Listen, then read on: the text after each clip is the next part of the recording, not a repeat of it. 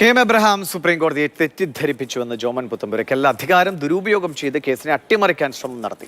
ഹൈക്കോടതി അനുകൂല ബെഞ്ചിൽ ഹർജി കൊടുത്ത് ജോമോൻ അനുകൂല വിധി വാങ്ങിയെന്ന് കെ.എം. എബ്രഹാം മുഖ്യമന്ത്രിക്ക് കത്തുകൊടുത്തു. ഇത് ഹൈക്കോടതിയെ അപകീർത്തിപ്പെടുത്തുന്നതാണ് എന്നും ജോമൻ പുത്തമ്പുരയ്ക്കൽ പറയുന്നു. അനുകൂല ബെഞ്ചിൽ തനിക്കെതിരെ വിധി പറഞ്ഞപ്പോൾ തൻ്റെ ഭാഗം മുഴുവൻ കേട്ടില്ല എന്ന് പറഞ്ഞ് മുഖ്യമന്ത്രി കൊടുത്തതിനകത്തുണ്ട്. ഇവിടെ സുപ്രീം കോടതിയിൽ അത് പറഞ്ഞിട്ടില്ല, സ്പെഷ്യൽ പെറ്റീഷനിൽ ഒരിടത്തും പറഞ്ഞിട്ടില്ല. കാരണം ഹൈക്കോടതി ഉത്തരവിൽ അതേ കെ.എം. എബ്രഹാമിൻ്റെ ഭാഗം കേട്ടത് ഓരോന്നും കൃത്യമായി എഴുതിയിട്ടുണ്ട്. ഒരു രേഖ പോലും ഹാജരാക്കിയിട്ടില്ല ഹൈക്കോടതിയിൽ കെ.എം. എബ്രഹാം. എൻ്റെ രേഖ പരിശോധിച്ചില്ലെന്ന് ഇതിനകത്ത് പറയുന്നുണ്ട് മീഡിയയിലൂടെ വന്ന്. അപ്പോൾ വിധി പറഞ്ഞ ഹൈക്കോടതിയെ അപകീർത്തിപ്പെടുത്താൻ വേണ്ടി മുഖ്യമന്ത്രിക്ക് ഇങ്ങനൊരു കത്ത് കൊടുത്ത് അത് മാധ്യമങ്ങളിലൂടെ ഹൈക്കോടതി അപമാനിച്ചു, അപകീർത്തിപ്പെടുത്തി. കോടതി ലക്ഷ്യ കേസിൽ പ്രതിയാകുന്ന നിലയിൽ ഉറപ്പായും കെ.എം. എബ്രഹാമിനെ പ്രതിയാക്കി ഹൈക്കോടതിയിൽ വാദി എന്ന നിലയിൽ ഞാൻ ഹർജി ഫയൽ ചെയ്യുകയാണ്.